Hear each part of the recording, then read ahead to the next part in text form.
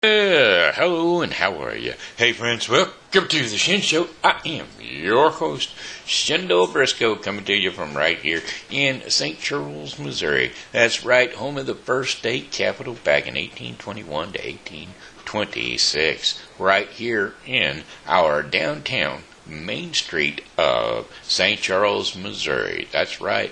Come on down and visit our quaint little town. Yes, it's a river town, and that's why we were the first state capital, for sure, for sure. Hey, today's Wednesday, May the 12th, 2021, meaning I got a happy birthday shout-out going out to Rick Young. And so, without further ado, hey, Rick, hey, I heard it's your birthday today. So, happy birthday, I must say. You're 1 more year older today, so happy birthday to you, I say. I said, hey, Rick, hey, it's your birthday today. Well, that's another trip around the sun that you made. So, I hope you're enjoying your very special day because, well, it's your happy birthday day today. All right, Rick, happy birthday to you and many, many more. Cha-cha-cha-cha-cha. All right, how about the Shen Show likes and loves? Folks that love and or like the Shen Show. Mary Ann Williams Briscoe, that's my mommy. And Martin Kelly, and Tina Kleeschulte Ashbrook, and Leony Pedraza Fernandez. And then my pokey pal, Amanda Sue Little. Hey, where's Steve Clary? Wasn't he on there? I don't see him, but he's on there. He should be on there. He's on there. I didn't mention him, but I'm going to have to add him, that's for sure, because he's always there. All right, well, alrighty then. Those are the folks, those are the ones that like the Shen Show, and we're fixing to do the weather forecast, and the weather forecast is going to be brought to you today by Refreshing Word Fellowship Church. That's right, Refreshing Word Fellowship Church is located at 2054 Campus Drive, St. Charles, Missouri, 63301. That's the west side of Campus Drive at the south end. That's correct. We're right there next to the kitty care. Basically across from the bar in the horseshoe-shaped building behind Save-A-Lot. It used to be a Standard Drug in the opposite corner of that building, but hey. And the AA meetings are held over in that same building. So, across the street from that, that's where we are at, Refreshing Word Fellowship Church. Come on in, 11 a.m. on Sundays and 1:30 to 2:30 on prayer group on Wednesdays. All right, well, already then, we're open, we're available. Come on in and enjoy. Alrighty, here we go with weather forecast. It's 68 degrees outside right now, but for the remainder of the day, we're going to have mostly clear skies, lows around 40 degrees Fahrenheit, and winds are going to be northeast at 10 to 15 miles per hour. And then for tomorrow, May the 13th, Thursday, May the 13th, except for a few afternoon clouds, mainly sunny skies, highs around 69 degrees Fahrenheit, with winds light and variable. Clear to low temperatures near 45 degrees overnight, with winds light and variable. And then for Friday, May the 14th, a mixture of clouds and sunshine in the morning, followed by cloudy skies during the afternoon. High temperatures around 70 degrees Fahrenheit with winds south to southeast at 5 to 10 miles per hour. And cloudy skies overnight with low temperatures dipping down around 55 or 54 degrees Fahrenheit. And winds are going to be south to southeast at 5 to 10 miles per hour. And then Saturday, May the 15th, cloudy early with showers for the afternoon hours. Highs around 71 degrees Fahrenheit, and winds are going to be south at 10 to 15 miles per hour. Chances of rain 40%, and then overcast with rain showers at times. Lows around 57 degrees Fahrenheit with winds southeast at 5 to 10 miles per hour. Chances of rain 50%. And then for Sunday, May the 16th, rain showers in the morning with scattered thunderstorms arriving in the afternoon. Highs around 75 degrees Fahrenheit with winds south to southeast at 5 to 10 miles per hour. Chances of rain 40%. Scattered thunderstorms during the evening, followed by occasional showers overnight. Lows are going to be around 61 degrees Fahrenheit overnight, with winds south to southeast at 5 to 10 miles per hour. Chances of rain 40%. And then, for our final day of our 5-day forecast, Monday, May the 17th, variable clouds with scattered thunderstorms. Highs around 78 degrees Fahrenheit, winds south at 5 to 10 miles per hour, and chances of rain 40%. An isolated thunderstorm is quite possible during the evening, then an occasional shower overnight. Low temperatures are going to be 61 degrees Fahrenheit with winds east to southeast at 5 to 10 miles per hour. Chances of rain 40%. And that, my friends, does it for your 5-day forecast for the St. Charles viewing area. Feeling nostalgic, feeling like supporting the America, and well, how about it? You know what this country really needs right now is some blessings from God. And so, how about that? How about if the Seasonal Wreaths by Jamie sponsors the next couple of songs here?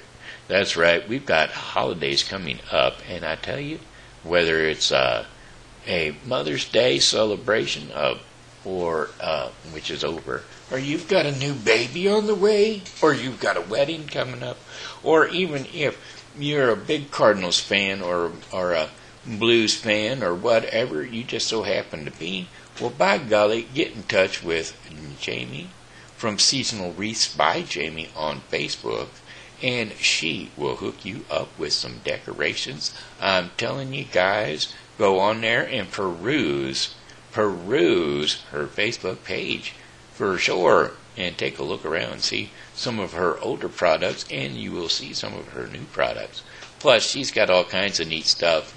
She's always sticking stuff over there on Buy, Sell, or Trade, and I'm hoping that she loads this page down with it too, because it would be phenomenal. I mean, she's got all kinds of neat stuff that she's got over there. And if you see it on Seasonal Wreaths by Jamie, hey, it's in two places. Not only is she got it on Buy, Sell, or Trade, but she's got it on her own page too. Anyway, now that being said, let's see if we can't sing a couple songs. I says, God bless America, land that I love. Stand beside her and guide her through the night with the light from above. From the mountains to the prairie to the ocean white with foam. God bless America, my home, sweet home. God bless America, land that I love. Stand beside her and guide her through the night with the light from above. From the mountains to the prairies to the oceans white with foam. God bless America, my home, sweet home. From the mountains to the prairies to the oceans white with foam. God bless America, my home, sweet home. God bless America, my home, sweet home. Okay, there we go. Now, how about this one over here? Now, I want you to pay careful attention to these words. I mean, these words in general. I'm not even going to sing the song. I'm just going to read the song. Oh, beautiful for spacious skies, for amber waves of green, for purple mountains, majesties above the fruited plains. America, oh yes, America, God has shed his grace on thee, and he crowned thy good with brotherhood from sea to shining sea. All beautiful for pilgrims' feet, Oh, whose stern, impassioned stress a thoroughfare for freedom beat across the wilderness. America, America, God mend thy every flaw. Confirm thy soul in self-control and thy liberty in law. All beautiful, for heroes proved in liberty and strife, who more than self their country loved, and mercy more than life. America, America, may God thy gold refine, till all success be nobleness, and every gain divine. All beautiful for patriot's dream that sees beyond the years. Then thine alabaster cities gleam, undermined by human tears. America, America, God shed his grace on thee, and crown thy good with brotherhood, from sea to shining sea. All beautiful for Helicon skies, from amber waves of grain, for purple mountains' majesty above the enameled plains. America, America, God shed his grace on thee, till soulless wax fair as earth and air, and music-hearted sea. All beautiful for pilgrims' feet, whose stern, impassioned stress a thoroughfare for freedom beat across the wilderness. America, America, God has shed his grace on thee, till paths be wrought throughout wilds of thought, by pilgrim's foot and knee. All beautiful for glory tale of liberty's strife, when once and twice for men's avail, men lavished precious life. America, America, God shed his grace on thee, till selfish gain no longer strain the banner of the free. All beautiful for patriot's dream that sees beyond the years, thine alabaster cities gleam, undermined by human tears. America, America, God shed his grace on thee, till nobler men can keep once again thy whiter jubilee. Now this song was written by Catherine Lee Bates in 1859 through 1929. It was inspired by a trip to Pikes Peak in 1893. Karen Lee Bates wrote the poem America the Beautiful. Her poem first appeared in print on July 4th, 1895 in the Congressionalist, a weekly journal, and Miss Bates revised the lyrics in 1904 and again in 1913. So there you have it. That is the origins of the song America the Beautiful. And aren't those words just worth reading slow, worth looking at, worth understanding, worth knowing that our country, America, was built on blessings from God, and how he made us beautiful other than any other country. We are made so beautiful, and under him our whole country was built upon his ways. I was going to sing another song, but then I thought maybe not. It was, well, the eagle's been flying slow, and the flag's been flying low, and a lot of people say that America's fixing to fall. Well, just speaking for me and some people from Tennessee, we've got a thing or two to tell you all. This lady may have stumbled, but she ain't never fell.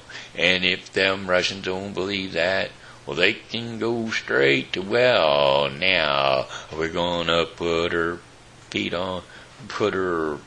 back on the path of righteousness, and then we're gonna God bless America again. And you never did think that it ever would happen again in America, did ya? You never did think that we'd ever get together again in America. Well, we darn sure could. Well, yeah, we're walking real proud and we're talking real loud again in America. And you never did think that we'd ever would happen again. From the Sound up on Long Island out to the San Francisco Bay, and everything that's in between them is our own. And we may have done a little bit of fighting amongst ourselves, but you outside people best leave us alone, 'cause we'll still all stick together, and you can take that to the bank. That's the cowboys and the hippies and the rebels and the Yanks. You just go and lay your hand on a Pittsburgh Steelers fan, and I think you're gonna finally understand. And you never did think that it ever would happen again in America, did you? You never did think that we'd ever get together again. Well, we darn sure could. Yeah, we're walking real proud and we're talking real loud again in America. You never did think that it ever would happen again. And you never did think that it ever would happen again in America, did you? You never did think that it ever would we'd ever get together again. Well, we darn sure could. Yeah. Oh, well, we're talking real loud and we're walking real proud again in America. You never did think that it ever would happen again. All right, hey, that was Charlie Daniels band. Anyway, hey, we're on chapter 7, I do believe. Chapter 4? No. I thought we were on Father Finds Forever. I thought sure we were on. Yeah. Yeah, we're on the next chapter. We're like on, I think, we might even be past this.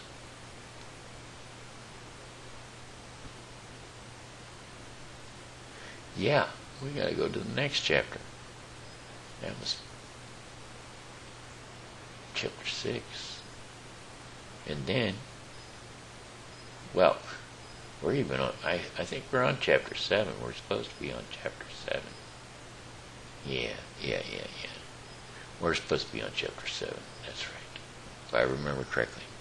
My father waved goodbye to the rhinoceros, who was much too busy to notice, and got a drink further down the brook and waded back to the trail. He hadn't gone very far when he heard an angry animal roaring. Ding blast it!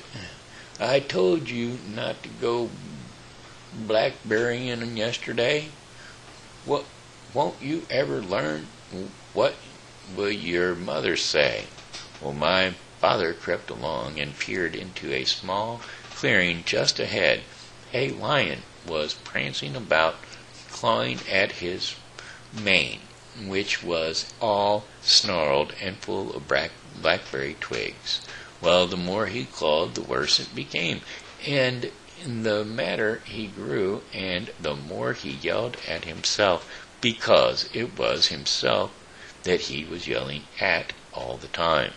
Now my father could see that the trail went through the clearing, so he decided to crawl along the edge and in the underbrush and not disturb the lion.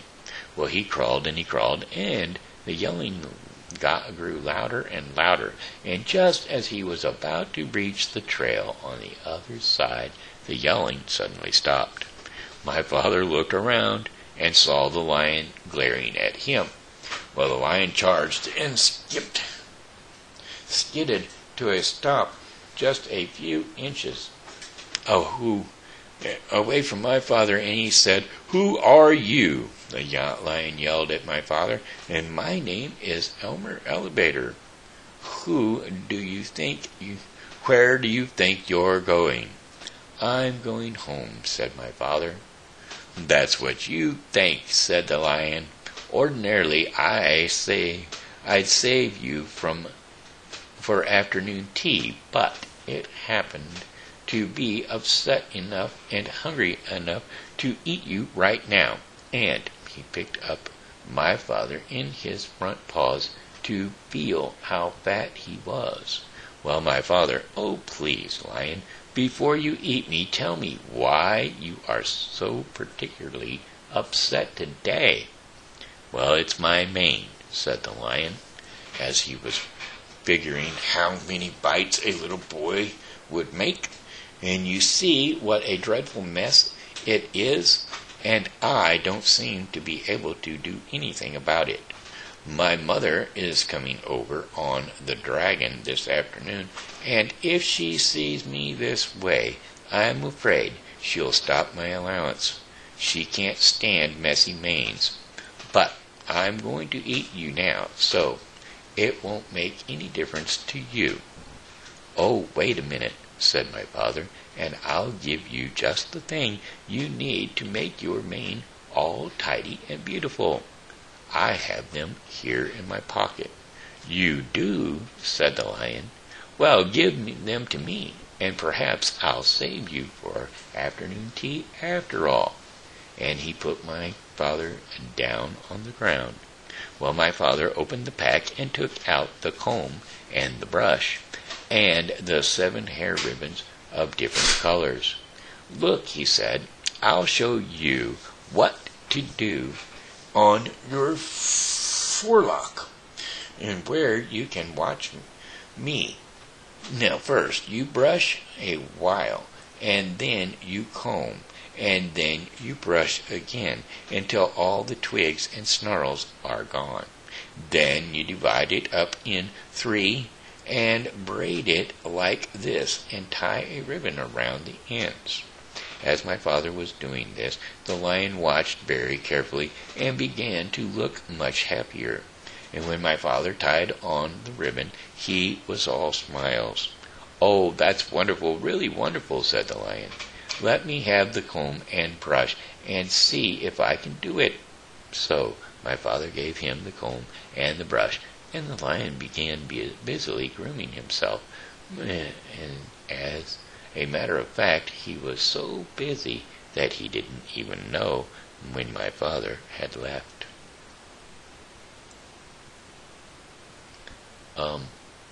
Wake up, mouse click, mouse click, mouse click,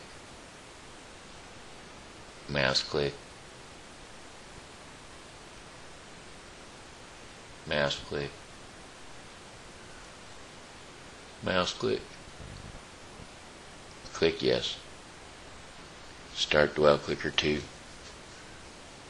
Go to sleep. Okay, there we go. My father was very hungry, and so he sat down under a baby banyan tree on the side of the trail and ate 4 tangerines. He wanted to eat 8 or 10, but he had only 13 left, and it might be a long time before he could get more. So he packed away all the peels and was about to get up when he heard the familiar voices of the boars. I wouldn't have believed it if I hadn't seen them with my own eyes. But wait and see for yourself. All the tigers are sitting around chewing gum to beat the band. An old rhinoceros is so busy brushing his tusk that he doesn't even look around to see who's going by, and they're all so busy they won't even talk to me. Horse feathers, said the other boar, now very close to my father. They'll talk to me. I'm going to get to the bottom of this if it's the last thing I do. Well, the voices passed my father and went around a curve, and he hurried on because he knew how much more upset the boars would be when they saw the lion's mane tied up in hair ribbons. Well, before long, my father came to a crossroads, and he stopped to read the signs. Straight ahead, an arrow pointed to the beginning of the river, and to the left the ocean rocks, and to the right to the Dragon Ferry. My father was reading all these signs when he heard paw steps and ducked behind the signpost. A beautiful lioness appeared past and turned down towards the clearing. Although she could have seen my father if she had bothered to glance at the post, but she was much too occupied looking dignified to see anything but the tip of her nose.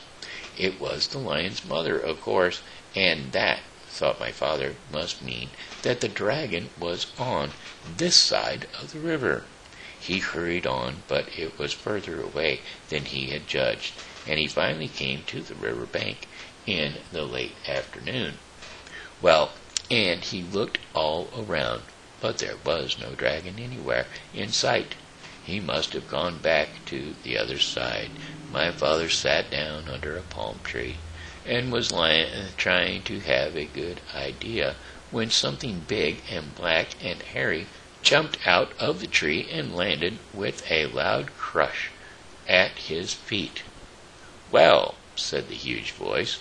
"Well, what?" said my father, for which he was very sorry when he looked up and discovered he was talking to an enormous and very ferocious gorilla.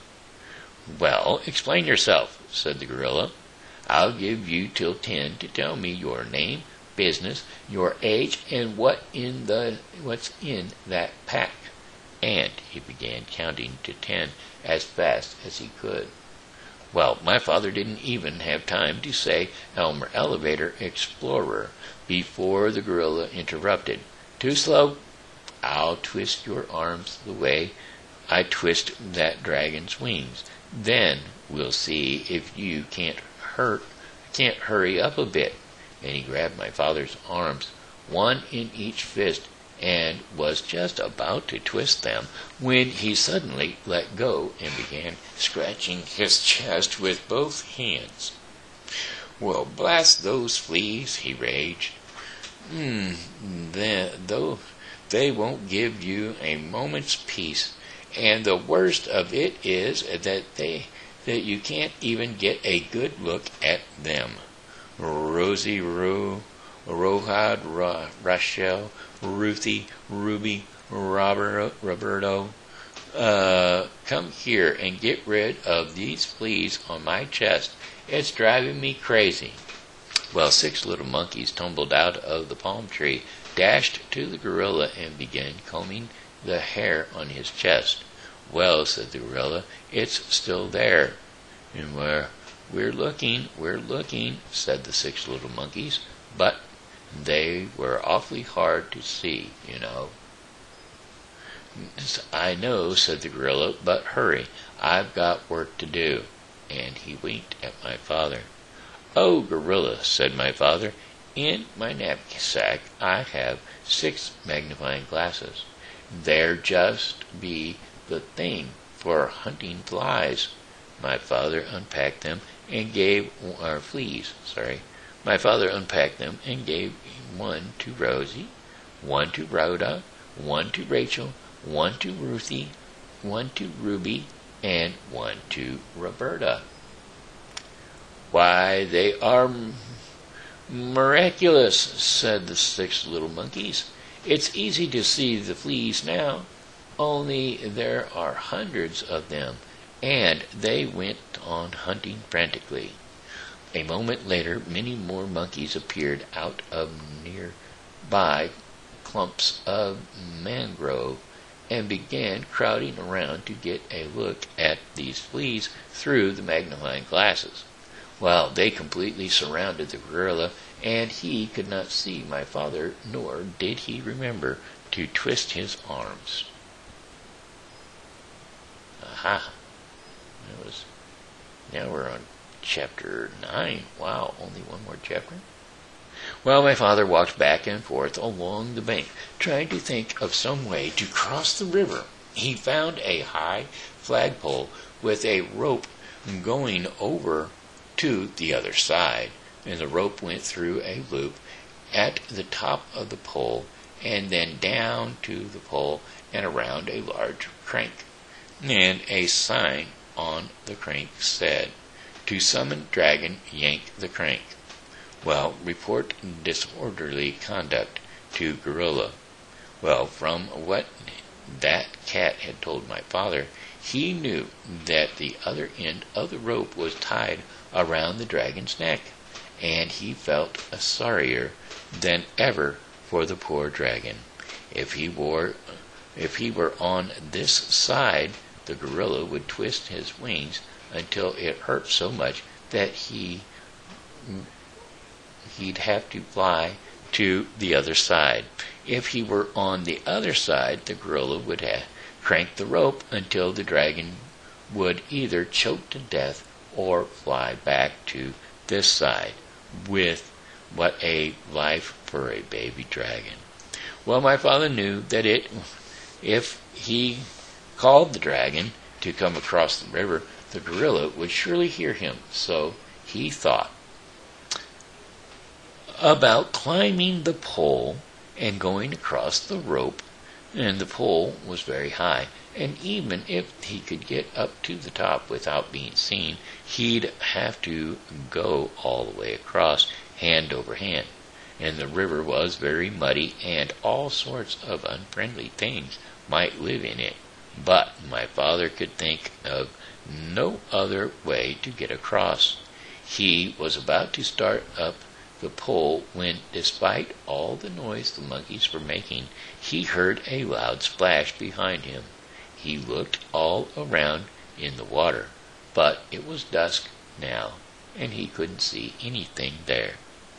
"It's me, Crocodile," said a voice to the left. "And the water's lovely, and I have such a craving for something sweet. Won't you come on in for a swim?" Well, a pale moon came out from behind the clouds, and my father could see where the voice was coming from, and the crocodile's head was just popping out of the water. "Oh, no, thank you," said my father. "I never swim after sundown, but I do have something sweet to offer you. Perhaps you'd like a lollipop, and perhaps you have friends who would like lollipops too." "Lollipops," said the crocodile. "Why, that is a treat. How about it, boys?" Well, a whole chorus of voices shouted, "Hooray, lollipops!" And my father counted out as many as 17 crocodiles, and with their heads just peeping out of the water. "Well, that's fine," said my father, as he got out the 24 pink lollipops and the rubber bands. "I'll stick one here in the bank. Lollipops last longer if you keep them out of the water. You know. And now, one of you can have this one." Well, the crocodile, who had first spoke, swam up and tested it. "Delicious, mighty delicious," he said. "Now, if you don't mind," said my father, "I'll just walk along your back and fasten another lollipop to the tip of your tail with a rubber band, and you don't mind, do you?" "Well, no, not in the least," said the crocodile. "Can you get your tail out of the water just a bit?" asked my father. "Yes, of course," said the crocodile, and he lifted up his tail, and then my father ran along his back and fastened another lollipop with a rubber band. "Who's next?" said my father, and a second crocodile swam up and began sucking on that lollipop. "Now, you gentlemen, can save a lot of time if you just line up one across the river, said my father, and I'll be along to give you each a lollipop. Well, so the crocodiles lined up across the river, and their tails in the air, waiting for my father to fasten on the rest of the lollipops to the tails of the 17 crocodiles, and just reached the other bank. So, now then, this is the final chapter. I hope it finishes up good. When my father was crossing the backs of the 15th crocodile, with 2 more lollipops to go, the noise of the monkeys suddenly stopped, and he could hear a much bigger noise, getting louder every second.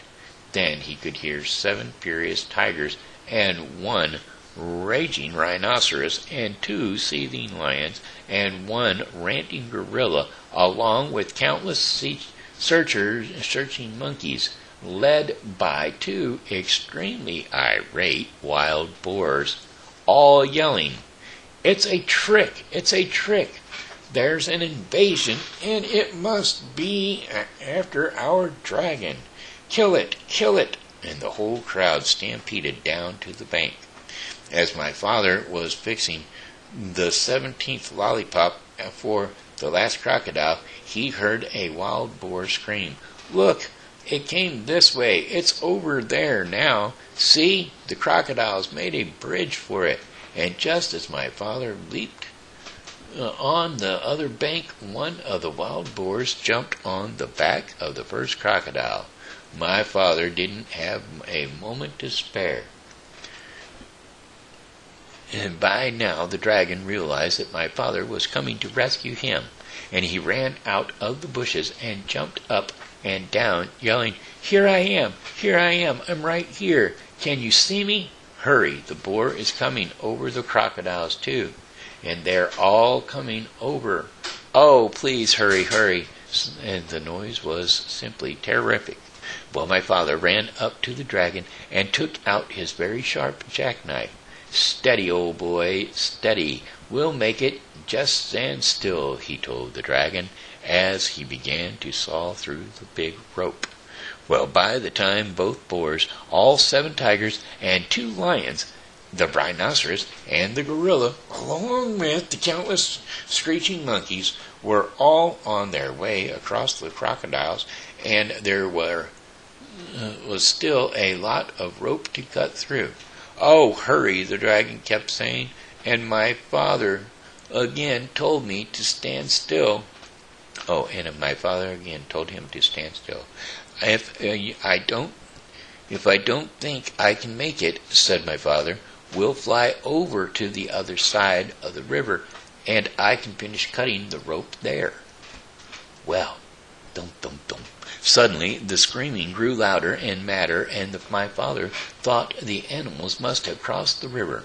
He looked around and saw something which surprised the daylights out of him, partly because he had finished his lollipop, and partly because, as I told you before, crocodiles are very moody, and not the least bit dependable, and are always looking for something to eat. The first crocodile had turned away from the bank and started swimming down the river.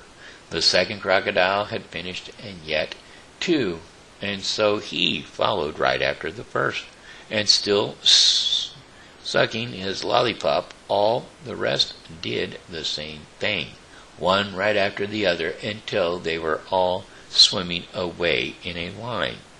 The 2 wild boars, the 7 tigers, the rhinoceroses, the 2 lions, the gorillas, along with the countless screeching monkeys, were all riding down the middle of the river on the train of crocodiles, sucking pink lollipops, and all yelling and screaming and getting their feet wet.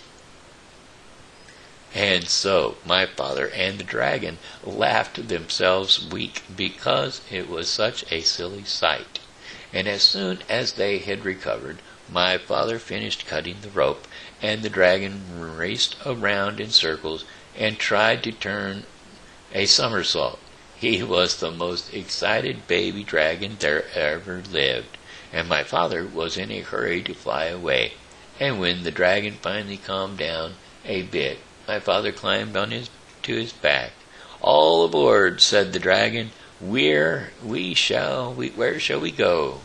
"We shall spend the night on the beach, and tomorrow we'll start on the long journey home. So it's off to the shores of Tangerine," shouted my father, as the dragon soared above the dark jungle and the muddy river, and all the animals below at them, and all the crocodiles licking pink lollipops and grinning wide grins. After all, what did the crocodiles care about the way to cross the river, and what a fine feast they were carrying on their backs? As my father and the dragon passed over the ocean rocks, they heard a tiny, excited voice scream, "Bum crack, we dread our naggin'. I mean, we need our dragon." But my father and the dragon knew that nothing in the world would ever make them go back to Wild Island. The end. There you go. There you have. I hope you enjoyed that. I enjoyed it. I really did. That was pretty nifty. And that one was called My Father's Dragon.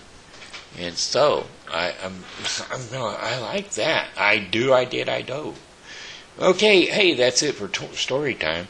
Oh, by the way, story time this day was brought to you by Tina's Stimulus Spectacular. That's right, Tina's Stimulus Spectacular. Tina is inviting you to learn more about lemongrass spa, fresh natural spa products, and that are free from harmful chemicals, and they are quite luxurious. Such high-quality products that a little bit goes a long way. Don't forget to turn to the Tina Stimulus Spectacular Facebook page and peruse around at the products. Lisa Dingen is the consultant, and she looks forward to helping you make your purchases. Alrighty, hey, now it looks like it's time for the Daily Bread portion of the program, which would be brought to you by The Bible with Briscoe 2021. The Bible with Briscoe 2021 is a daily reading of the Bible to be completed within 1 year. Today's reading in the Bible with Briscoe 2021 will be 2 Kings 15 through 16 and John 3, 1 through 18. Don't forget to tune in to the Bible with Briscoe 2021 for your daily reading of the Bible.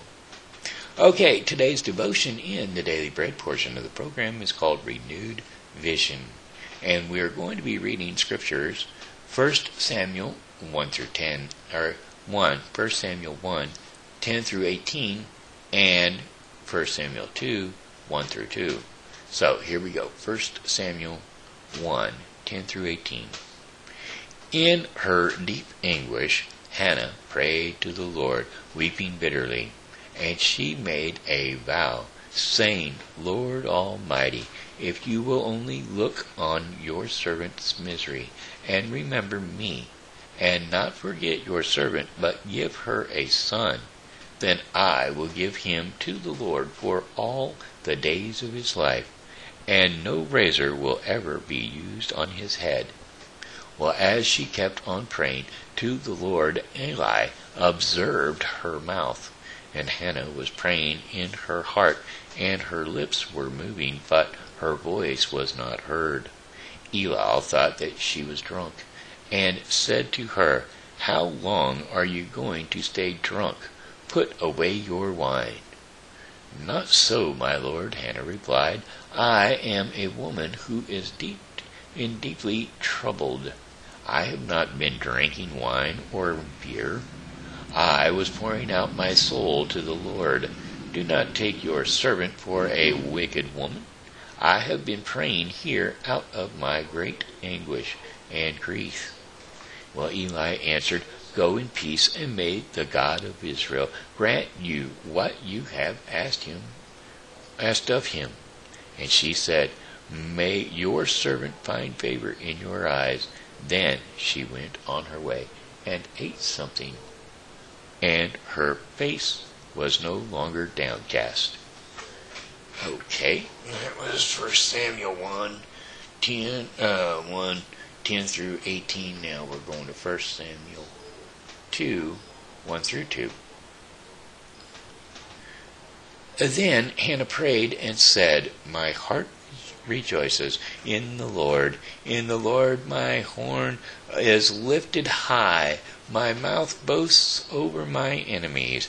I delight in your deliverance. There is no one holy like you, the Lord. There is no one besides you. There is no rock like our God." And there you have it. 1 Samuel 2, 1 through 2. And that was renewed vision.